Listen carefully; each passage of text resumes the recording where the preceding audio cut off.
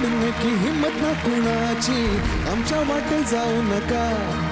हे अफूचे भिडण्याची जुर्रत ना कुणाची, फुकट नादी लागू नका.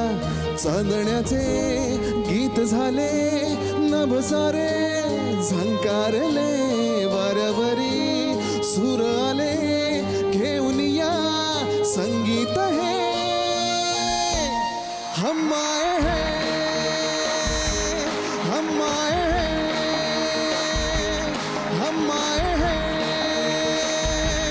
हम आए हैं. आपण को लढने की हिम्मत ना कुणाची, फुकट नादी लागू नका.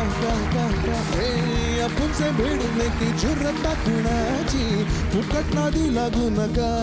चांदण्याचे गीत झाले नभसारे, झंकारले वाऱ्यावरी सूर आले, घेऊन या संगीत हे हम आए हैं, हम आए हैं, हम आए हैं, हम आए हैं.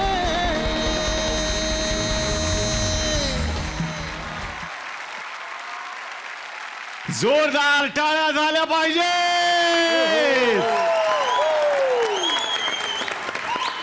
वा वा वा वा, इतकी जबरदस्त सुरुवात. सिनेमाचं नाव सुद्धा होतं जबरदस्त, आणि त्याच चित्रपटातलं हे गाणं, ज्या गाण्याने आजच्या या भागाची आणि चला हवा येऊ द्याच्या या नव्या पर्वाची आपण सुरुवात करतोय.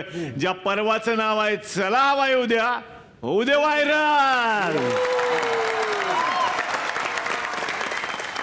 खरं तर व्हायरल हा शब्द डॉक्टरने उच्चारूच नाही.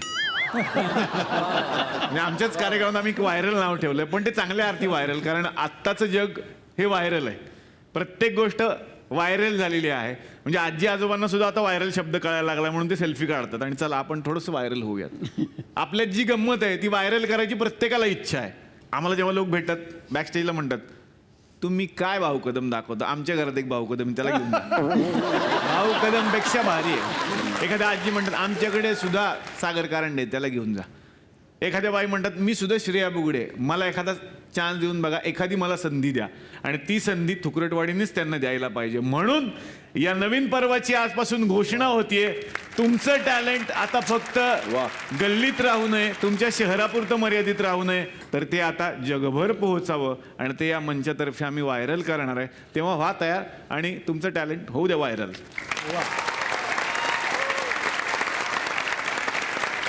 बाकी सगळ्या मान्यवरांकडे पाहुण्यांकडे येणार आहे, पण आता वेळ झाली आहे थुकरेटवाडीमधल्या ऑडिशनची. कारण काय झालंय, होऊ दे व्हायरलच्या ऑडिशन महाराष्ट्रामध्ये सगळीकडे चालू आहेत. थुकरेटवाडीकरांचं असं म्हणणं आहे, आमच्या गावात का नाही. त्यांचं असं म्हणणं आहे की आमच्या गावात नाही तर आम्हीच घेतो आणि तुम्हाला सीडी पाठवून देतो. तर आमच्या गावातल्या काही लोकांनी काही पैसे गोळा केले आणि एक ऑडिशनच ठेवली आपल्या गावात स्वतःची अशी. तर बघूयात मग आता त्या ऑडिशनला कोण कोण येणार आहे आणि खरी व्हायरल चर्चा काय. जोरदार टाळ्या.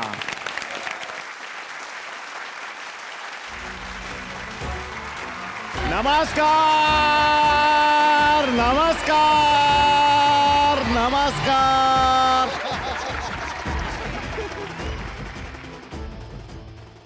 Welcome all again. Subodh Bhave again and again. म्हणजे काय असतं की माणसाच्या आयुष्यामध्ये एका संधीची तो माणूस वाट बघत असतो, आणि ती संधी जेव्हा त्याला मिळते तेव्हा तो व्हायरल होऊन जातो. आणि असंच एक व्हायरल पर्व झी मराठीवर सध्या येते. आमच्या गावात सुद्धा झी मराठीचे प्रचंड फॅन आहेत. होऊ दे व्हायरलचे ऑडिशन चालू आहेत बाबा, पण 5च ठिकाणी त्यांनी ऑडिशन ठेवले. आम्हाला थोडं वाईट वाटलं. आमच्या गावातले लोक म्हणत होते, आपल्या गावात एवढं टॅलेंट आहे, आपण जायचं का नाही, आपण जायचं का नाही. म्हणलं पैसे खर्च करा जा, आपण एवढे आळशी. ते म्हणले ऑडिशन का नाही घेऊन येत आपण आपल्या गावात. म्हणलं ठीक आहे. ग्रामपंचायत आणि देतिका लवशिप ग्रुप यांनी एकत्र येऊन हा कार्यक्रम इथं सादर केलेला आहे. कसं असतं मंडळी, आपल्या आयुष्यामध्ये संधीची फार गरज आहे, आणि तीच संधी देण्यासाठी 2 माणसं येत आहेत.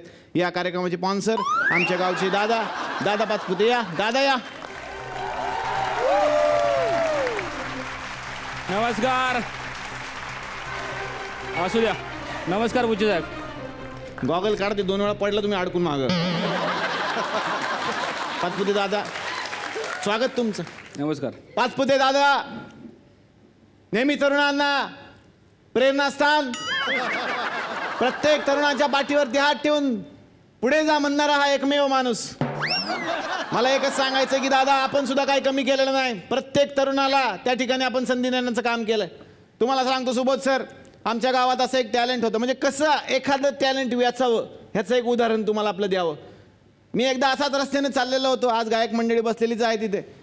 सार्वजनिक शौचालयाच्या बाहेर एक बिचारा पोरगा हातामध्ये टमरेल घेऊन गात होता. मला फार वाईट वाटलं. मी तिथे गेलो. म्हणलं फार तुझा सुंदर आवाज आहे, तुझी जागा इथं नाही, तू एखाद्या रियालिटी शो मध्ये जा, तिथं तुझं करिअर आजमाव. त्या पोराला मी सांगितलं सारेगमपमध्ये तुझा. पोरगा गेला, त्याने ऑडिशन दिली. सर झालं त्याचं सिलेक्शन? नाही झालं. का? तिथेही टमरेल घेऊन गायला तो बोला त्याच्याशिवाय मला प्रेशर येत नाही गाण्याचं. पण आपण संधी दिलेली आहे सर. संकर्षणच घ्या आता. संकर्षण एकदा माझ्याकडे आला होता.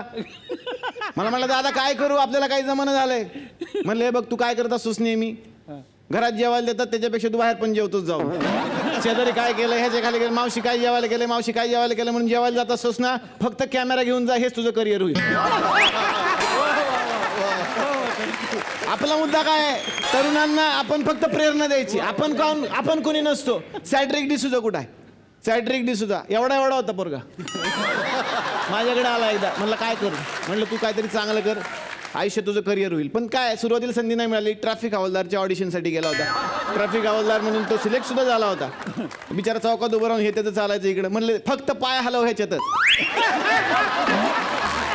झालं, करिअर झालं. आपण फक्त दिशा देण्याचं काम करतो. अजित कुमार कोष्टी इथं बसलेले आहेत, साधं सुद्धा नाव नाही. अजित कुमार कोष्टीचं 2-3 वेळेला मला भेटले. म्हणले दादा काय घडणं, करिअर काय करायचं. म्हणलं तुम्ही काय करत असता? नेहमी स्टेशनवरून 5 रुपयाची पुस्तकं विकत घेतात, जोक वाचतात, लोकांना सांगतात, त्यात गण्या टाका, करिअर घडेल तुमचं. करिअर घडेल. आपल्याला फक्त मार्गदर्शन करायचंय माणसाला, बाकी काही करायचं नाही असं आपण ठरवलेलं आहे. अनेक लोक येतात, अनेकांना आपण संधी देण्याचं या ठिकाणी काम करत असतो. आणि असंच आता एक नवीन संधी देण्याचं काम सुद्धा आपण या ठिकाणी करतोय. दादा तुमचा आशीर्वाद राहू द्यात. पण परीक्षण करण्यासाठी इथे काही माणसं आपण बोलावणार आहे. तुम्ही म्हणला होता कोणतरी सेलिब्रिटी बोलवलेत. कोणाला बोलवलं तुम्ही? पप्पीदा. कोण? पप्पीदा. कोण ते गायक? एवढे मोठे गायक आहेत. परवडले तुम्हाला? आपल्या गल्लीतला पिंकी ना, त्यालाच बोलवले. ओके, तर या कॉमेडीच्या ऑडिशनचं परीक्षण करण्यासाठी आता थेट पप्पीदा. या पप्पीदा.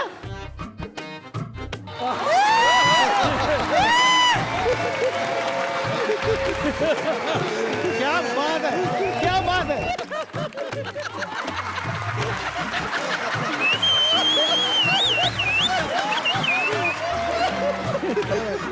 जमले, फक्त तोंड उघडू नका.